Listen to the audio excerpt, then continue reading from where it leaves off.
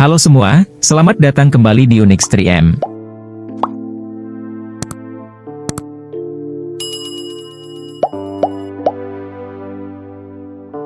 Makedonia adalah negara kuno di Eropa Tengah yang dikenal karena sejarahnya sebagai salah satu kerajaan terbesar di dunia.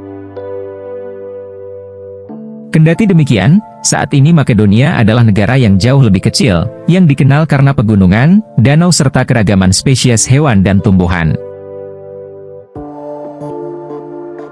Makedonia merupakan wilayah bersejarah yang berasal dari zaman kuno. Sejarah kerajaan Makedonia kuno dimulai dari Karanus, yang merupakan Raja Makedonia pertama yang diketahui, dan memerintah antara tahun 808 hingga 778 sebelum Masehi. Pada abad kelima sebelum Masehi, bangsa Makedonia memperluas wilayahnya dan membentuk kerajaan bersatu di bawah pemerintahan Alexander I, yang memerintah antara tahun 498 hingga 454 sebelum Masehi.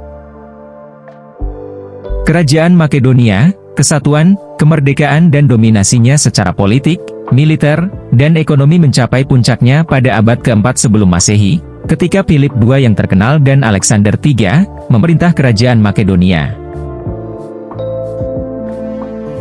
Pada tahun 359 sebelum Masehi, Raja Philip II berhasil menyatukan negara-negara kota di bagian selatan Yunani dengan bagian utara, dan menjadikan semuanya di bawah kekuasaan Makedonia. Raja Philip II meningkatkan pasukannya dan mulai menyusun rencana untuk menaklukkan wilayah lain di kawasan Mediterania. Namun demikian, dia meninggal sebelum dapat mewujudkan rencananya. Oleh karena itu, putranya, Alexander III, yang kemudian dikenal sebagai Alexander Agung, mampu memperluas wilayah Makedonia. Alexander Agung lahir di kota Pella di Makedonia kuno, yang sekarang terletak di Makedonia Utara modern. Pada tahun 336 sebelum Masehi, Alexander Agung menjadi raja. Sepanjang masa pemerintahannya, ia mampu memperluas wilayah kekuasaan hingga ke Asia, Mesir, dan India. Alexander Agung adalah seorang jenderal terampil yang tidak pernah kalah dalam satu pertempuran pun. Setelah kematiannya yang misterius pada usia 32 tahun, pada tahun 323 sebelum Masehi, kekaisarannya dibagi oleh 4 jenderal utamanya. Selama abad berikutnya, wilayah-wilayah ini mengalami serangkaian perebutan kekuasaan internal dan perang saudara, karena faksi-faksi yang berbeda saling berkonflik satu sama lain, untuk menguasai wilayah-wilayah tersebut. Pada tahun 145 sebelum Masehi, Kekaisaran Romawi menaklukkan kerajaan Makedonia, dan mengubahnya menjadi provinsi Romawi. Akibatnya, kerajaan Makedonia pun lenyap dan bubar. Namun, setelah terpecahnya Kekaisaran Romawi pada tahun 395 Masehi, wilayah tersebut menjadi bagian dari Kekaisaran Romawi Timur atau Bizantium. Antara abad ke-4 dan ke-6 Masehi, pedesaan dan banyak kota kaya di Makedonia Romawi menderita akibat invasi Gotik, Hun, dan Avar. Pada abad ke-6 Masehi, suku-suku Slavia menetap di Makedonia, dan memulai dominasi mereka, mengubah wilayah tersebut secara budaya dan etnis. Pada abad ke-9, wilayah tersebut dimasukkan ke dalam Kekaisaran Bulgaria. Kemudian, pada sekitar tahun 970, Ohrid menjadi ibu kota Kekaisaran Bulgaria pertama, setelah Bizantium dan Rusia menghancurkan wilayah timur negara itu, dan menjarah ibu kota Bulgaria, yaitu Preslav. Namun demikian, Kekaisaran Bizantium berhasil mengambil kembali kendali atas wilayah tersebut, pada tahun 1018. Kemudian, periode yang panjang terjadi setelah Makedonia berpindah-pindah antara Bizantium, Bulgaria, dan Serbia. Pada akhir abad ke-14, Makedonia menjadi bagian dari Kesultanan Utsmaniyah, dan identitas budaya wilayah tersebut kembali berubah. Makedonia berada di bawah kekuasaan Kesultanan Utsmaniyah selama 500 tahun, yaitu hingga tahun 1912.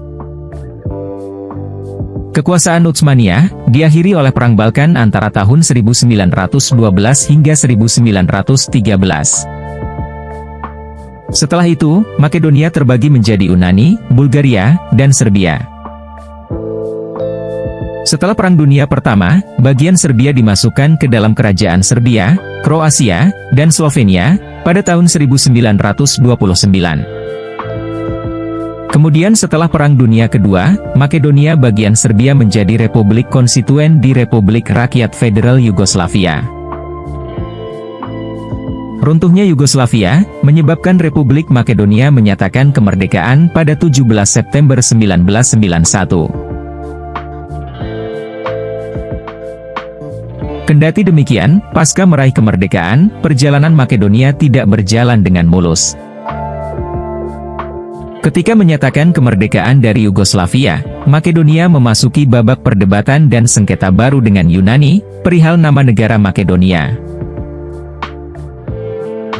Yunani, yang memiliki wilayah bernama Makedonia, dan mengklaim kesinambungan dengan pencapaian gemilang Alexander Agung dan orang Makedonia kuno, sangat menolak penggunaan nama Makedonia, oleh negara yang sebagian besar penduduknya adalah orang Slavia.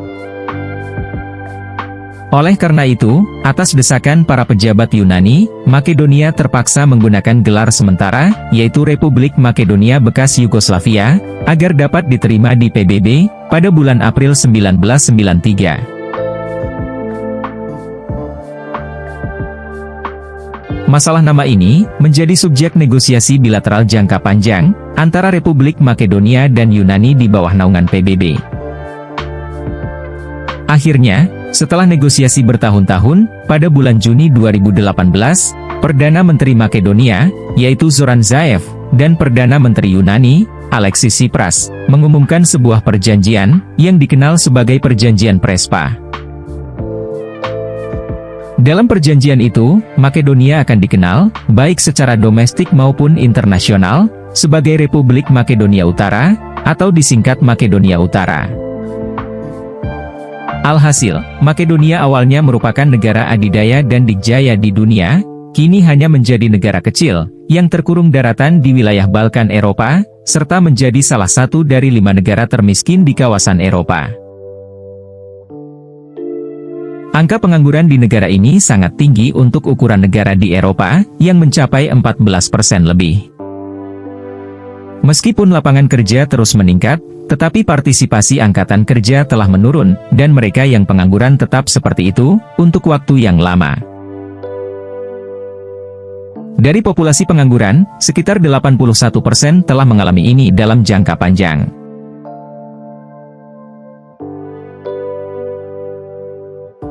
Korupsi di pemerintahan adalah faktor lainnya yang membuat pertumbuhan ekonomi Makedonia terhambat, dan menjadi negara miskin di Eropa.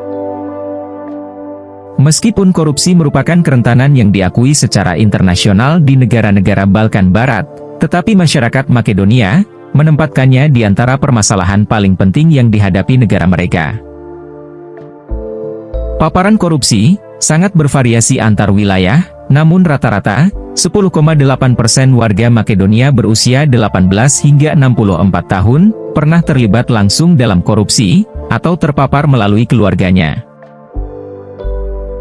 Tingginya persentase ini memang sangat mengkhawatirkan, namun yang lebih penting adalah hampir sepertiga suap di negara ini diberikan oleh warga negara tanpa permintaan dari pejabat publik. Selain itu, Makedonia juga menghadapi gejolak selama seperempat abad sejak pecahnya Yugoslavia, sehingga negara ini rentan terhadap konflik politik internal yang menyebabkan ketidakstabilan dan kemiskinan. Demokrasi di Makedonia tidak memiliki persaingan partai politik yang sehat, dan negara ini juga memiliki sumber daya dan layanan umum yang terbatas, yang menghambat kemajuan yang dapat dicapai oleh rakyatnya. Kendati ada kemajuan signifikan dalam beberapa tahun terakhir, namun Makedonia Utara tetap menjadi salah satu negara termiskin di Eropa, dengan pendapatan rata-rata yang jauh di bawah rata-rata negara Eropa. Terima kasih telah menonton, jangan lupa like, komen, dan subscribe agar tidak ketinggalan video menarik lainnya dari Unix 3M. Sampai jumpa di video selanjutnya.